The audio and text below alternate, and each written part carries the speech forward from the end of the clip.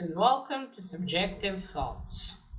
And our comic for today is Grimm Issue 1 by Boom Studios. Now there is death, Grim Reapers, and a bit of blood in this one. So if you are in any way squeamish, you have been warned. Also, spoilers. Alright, here we have the creative team. I don't know anyone from here. First time I've heard of them. Alright, so this is a relatively new series that came out this year. This is... When did it start coming out? 2 months ago? I'm not sure. I borrowed it from my friend Leor to read. I did see it way back when, but I just wasn't that interested, so I didn't get it. Well, but now I got to read it. Alright, first I must say the metallic covers are very pretty, aren't they? These are the ones my friend Leor got. That is very pretty and also cool. I mean, look at that. Very nice. I hope it's translating well in the camera. I'm not sure. But yeah, good detail. Very pretty. Alright, let's get to the story. So, the story starts with some song lyrics. I haven't listened to the song yet. Yeah. And now it's song, yeah, but there's song lyrics. It starts when we see a car crash. A car has crashed against a tree and, slowly pans out. And we see a guy get up from the snow and walk towards the car and like, oh fuck, I crushed my car. His name is Byron. Not Byron, Brian. His name is Brian. He sees it like, oh shit, and I crashed the car, fuck. He starts to leave, he's like, well, at least I won't have to replace the radio. He goes up, he was on the road, and he probably swirled off the road and hit a tree. So he goes up. I should have taken an Uber, at least I'm alive. And he's almost up to the road. And then he hears a voice, well, you're not.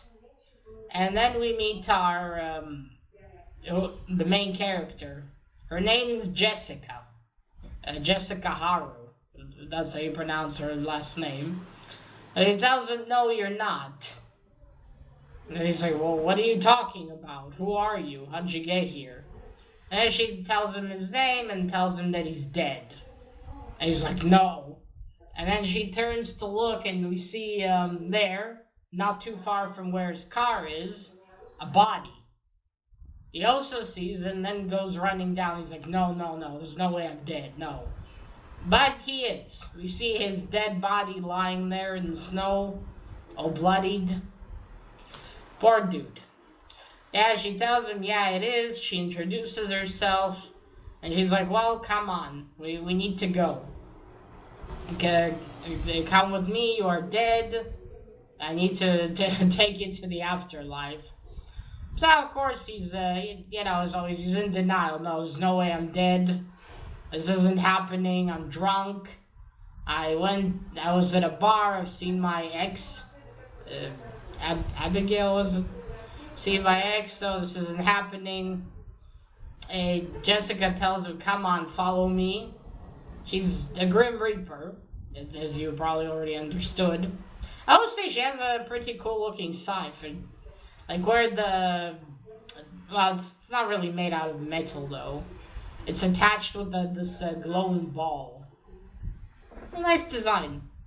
Yeah, she tells him, come on. She goes into the forest. He's like, no, and he starts running. And she turns and says, not that direction, Brian. You can't go back there. He runs up to a lake and falls down. And not cries, but puts his face in his hands. She tells him, "There's nothing to do, Brian. That's it. You're dead. You have to accept it." So they're now near a lake, and they go on the fuck, what do you call it? Well, they go to a little boat. And he tells her your bedside manner is not that good. Well, yeah, Jessica doesn't seem like the most cheerful person, which I suppose it kind of makes sense if you're a Grim Reaper.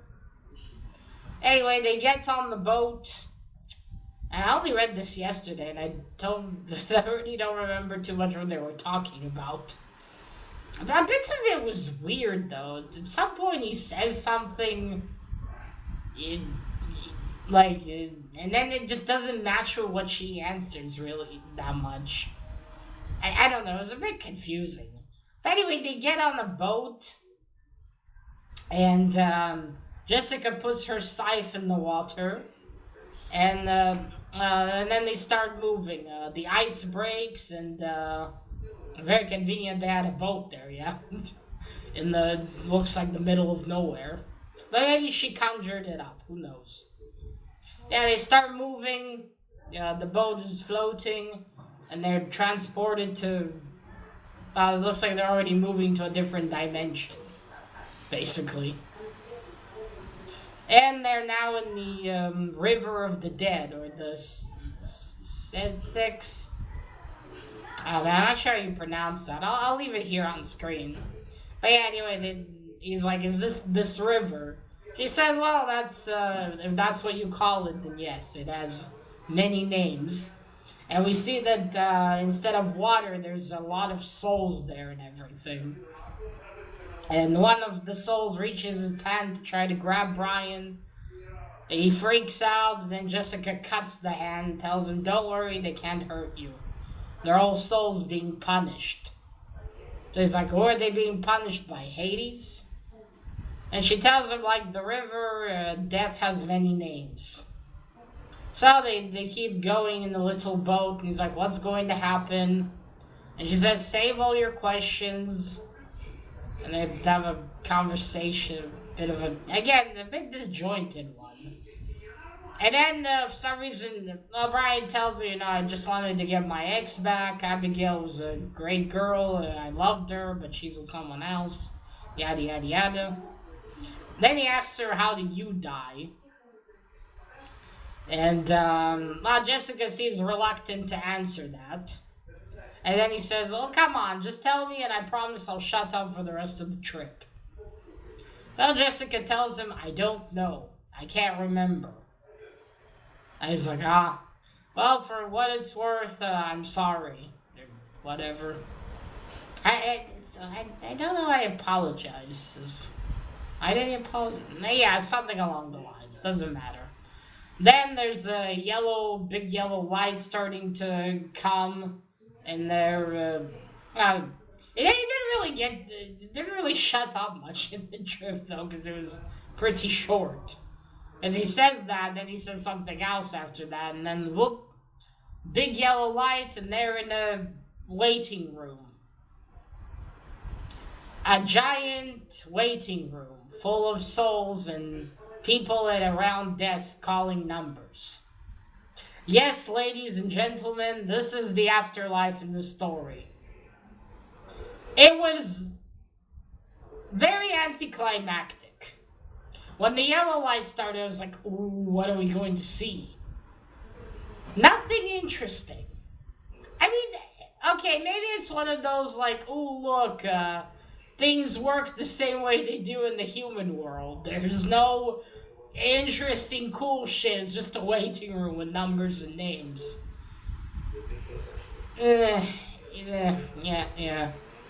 It's a waiting room. Basically, Jessica's like, okay, wait here.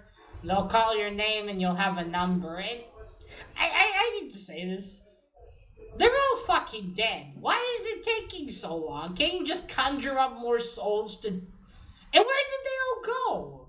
What, is there like another like parallel world? Is Brian going to get assigned an apartment and a job? This is what's waiting for us in the afterlife? I don't know, you die a hero or something, or you had a tragic death, or I'm finally gonna see my family again. Those who died.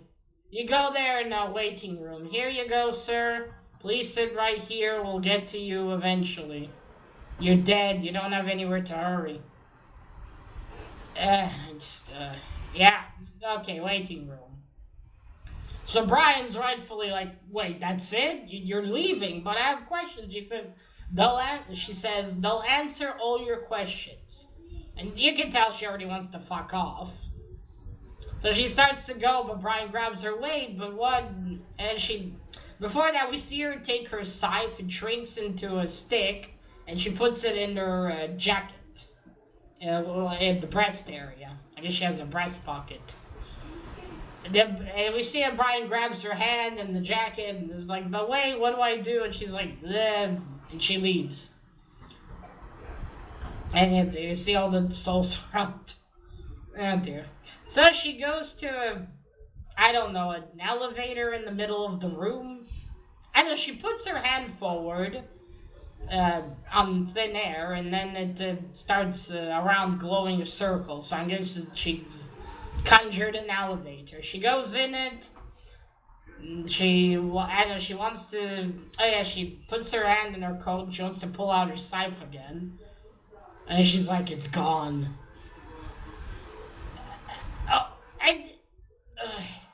Okay, so it's obvious Brian stole her scythe. How? Okay, it's not like it was, on the strap on her leg. I can see him easily taking it out like that, or even in her back pocket or something. It's in her boobs. There's a pocket in her boobs. I'm like, how did you... Okay, I get it, they're ghosts, but still. How did you not... What? How did he manage to put... Because we don't see it. There's just a panel of him putting his hand on her wrist and the other one grabbing a bit of her coat.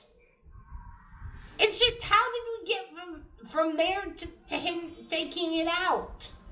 And no one notices. She doesn't notice at all? Why isn't that damn thing attached to her? Where you can't steal it and she's the only one who can touch it. So what? A random fucker can grab the Grim Reaper's scythe and just go mad? And it just... So anyway, Jessica loses it. And she realizes in the elevator. Then we move on to a room full of Grim Reapers. I guess it's like... The Grim Reaper is like Santa Claus in this universe. You know how Santa has all his elves to help him build all the... make all the presents? Well, here the Grim Reaper has thousands of Grim Reapers. Probably millions to go get more souls. And they're all from different centuries. You have a fucking gladiator Grim Reaper. I'm like, holy shit. Imagine dying and you're like, come with me. And you see a fucking gladiator.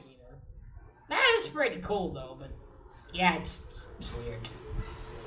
And then we see two guys that are probably Jessica's friends. One's from the 18th century and one is a rock star. I don't know, he has the big hair, his nails are painted black, he's wearing a neck shirt, and I don't know. He's talking like, I saw this, I went to take this nun's soul. She was died of cancer. And you know what she asked me? And the other guy, who's French, by the way, his name is Marcel.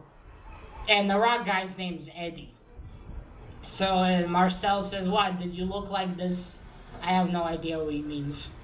And he's like, no, that's a compliment, Marcel. I think it's Marcel because he's French. I think that's how you pronounce it. And he's like, no, she wanted to see Elvis Presley. If she could meet him.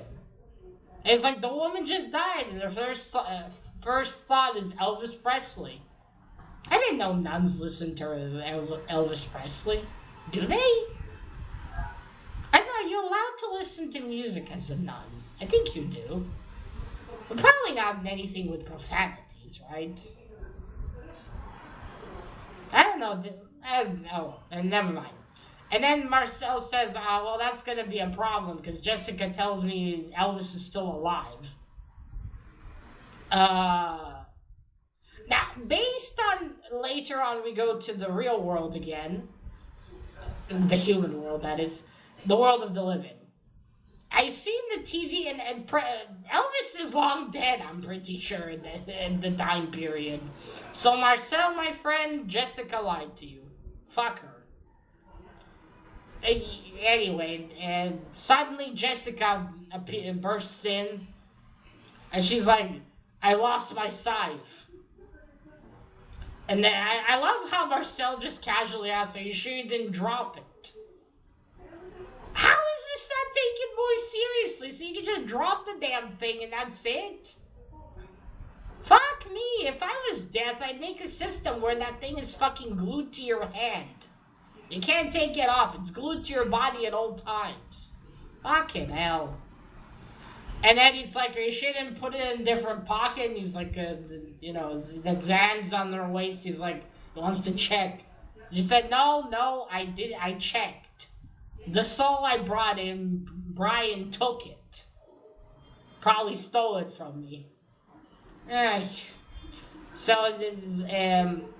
So Marcel says, "Well, we have to go get it."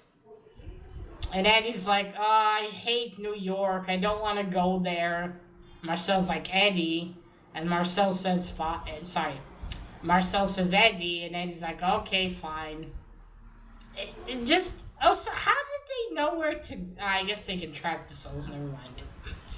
So then we move on to see Abigail and her new boyfriend in their apartment. They're trying to decide which movie to watch. Then they make out, and suddenly Abigail's like, I'm pretty sure her name was Abigail, but it doesn't really matter. Like, I think I saw something. She gets up and she looks out the window, and Brian's standing there trying to wave. Like, dude, you're dead. She's not gonna see you. I think maybe he thought if he had the scythe, she would be able to see him or something. I don't know. I mean, he's clearly not coming back to life, right? And she's already moved on to someone else. So he tries to wave, and then then he turns and sees Jessica. She tells him, She can't see you, Brian. We don't exist in this world. We're parallel to it." I think this time I said it right. Parallel. Ugh. I had Simon once help me with that word, and Sarah. Yeah, you get what I mean. And which, okay, they say that, but Eddie's got his coat on, and he looks like he's cold. And Jessica has her hands in her pockets. If you guys are parallel to the world, why are you fuckers cold? Seriously though, why? How are you cold? Do you actually feel the cold then? You're dead. I don't get it. You're dead. How do you feel cold? What? Okay, so she couldn't feel his hand inside her breast pocket, right on her boobs. But no, she can feel the chill of New York. Okay, maybe it's because that was in the spirit world, but still. Come on, mate. Anyway, Brian, why do I keep calling him Byron? Brian starts to run away again, and even I'm like, dude, what are you gonna achieve with this? Nothing. Jessica gets angry. She turns to him. Suddenly, she turns into Red Skull with a wig. You can kind of see it here. Her face. She can turn her face into a Red Skull. I don't know why red though. But by the way, that's the color scheme of the Grim Reapers here. They're red and black. Because both Eddie and Marcel, also their outfits are red and black. Yeah, she turns to them, her face is a Red Skull. Seriously, it's like a Red Skull with a wig on. Something. Then she tells him, go over there and make sure he doesn't escape. And then he's like, oh, Jessica, I hate when you make that skull face. Seriously, my dude, you probably seen some gruesome deaths. That's what scares you? Oh, yeah, I forgot, Brian wanted to talk. He was asked, do you get to meet death? And she's like, no one gets to meet death. So you don't even get to see the boss? Not even at Christmas parties? So now Jessica starts chasing him. He runs and he's about to collide with someone. Of course, the idiot doesn't realize he's a ghost and then not tangible. He goes right through whoever it is and falls. And Jessica's right behind him. Okay, yeah, she's right behind him.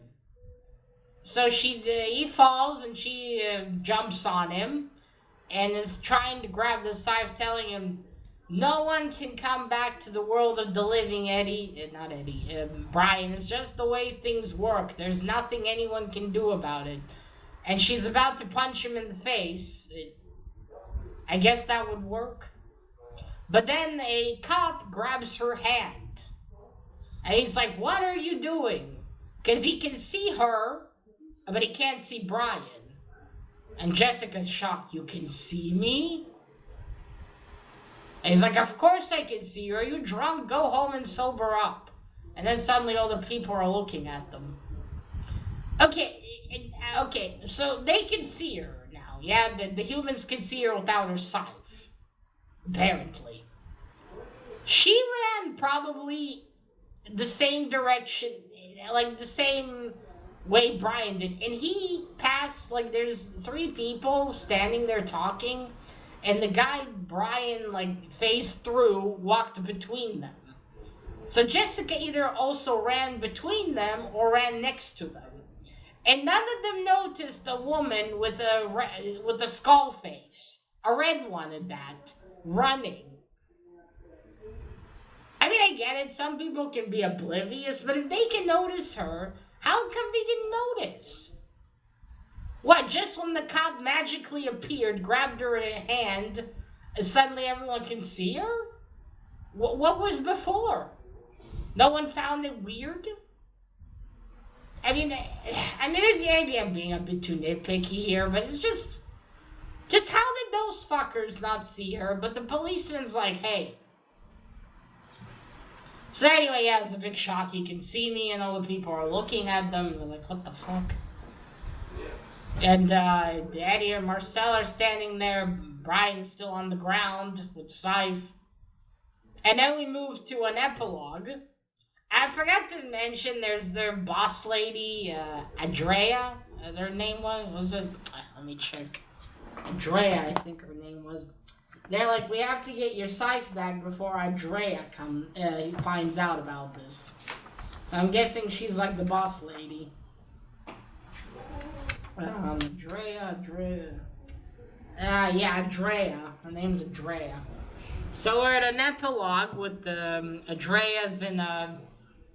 It looks like she's in a giant cage, like a bird cage or something. Or it's a greenhouse, I don't know. Yeah, because we see it as a small one just floating, and then we see black roses. Andrea is, she has a rose, she's cutting the... she's cutting it, the stem? What do you hold the rose by? I forgot the word for it. But anyway, she's cutting it, and then suddenly someone who's kind of dressed like Shakespeare runs in and is like, Andrea, there's been a... And she starts telling him, you know the thing with roses? How you can care for them is, well, you can water them, give them all the care in the world. And then dude's like, what the fuck? And I was also like, the fuck lady? And, okay. And then he's like, Andrea, Jessica Haru has lost her scythe. And then she continues to finish it. You can give them all the sunlight, the water, all the care, but in the end they are still rotten. And then she crushes the rose in her hand.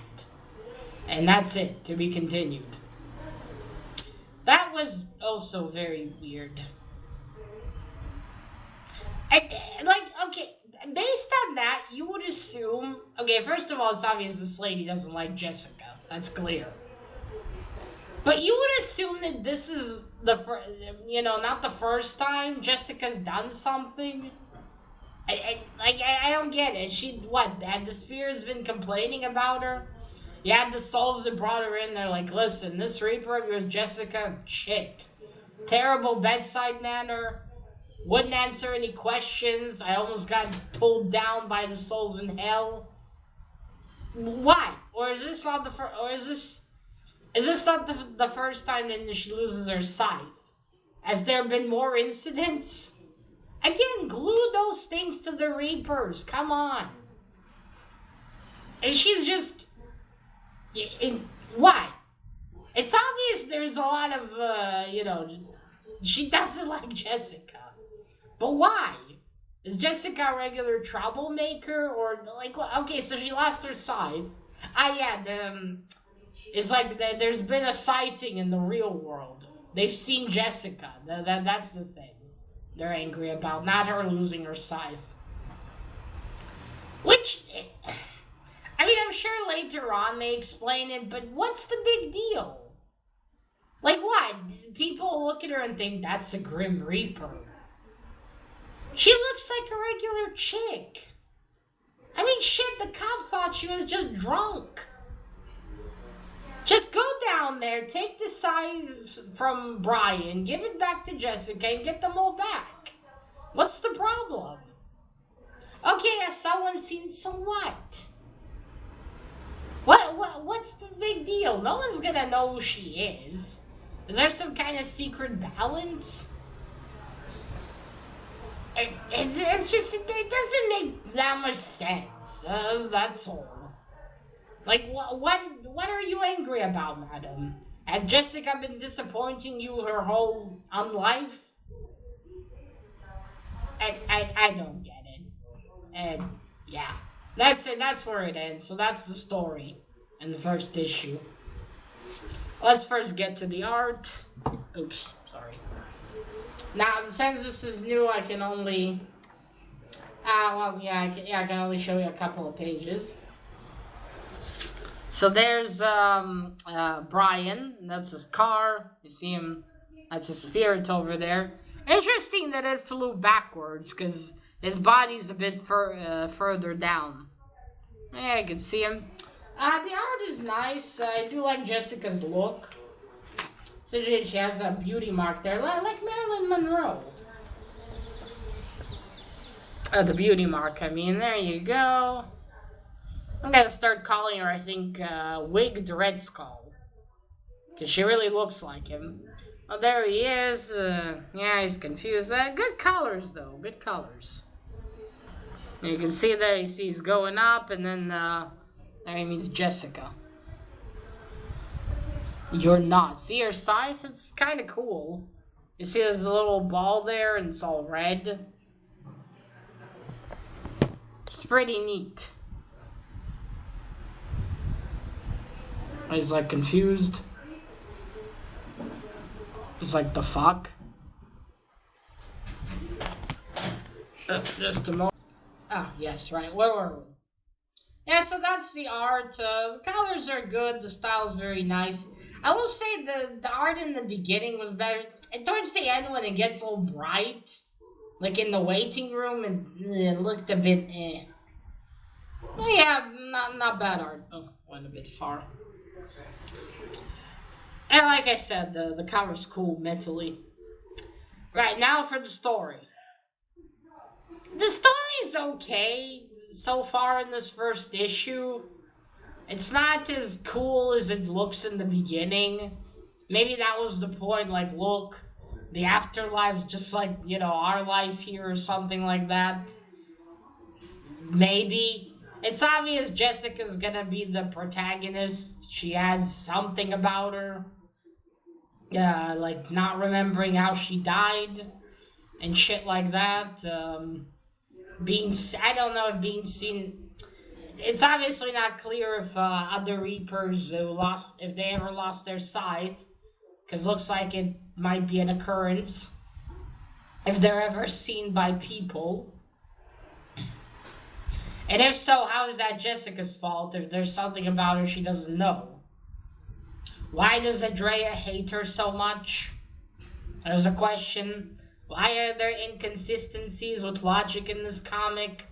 That one's another one. Come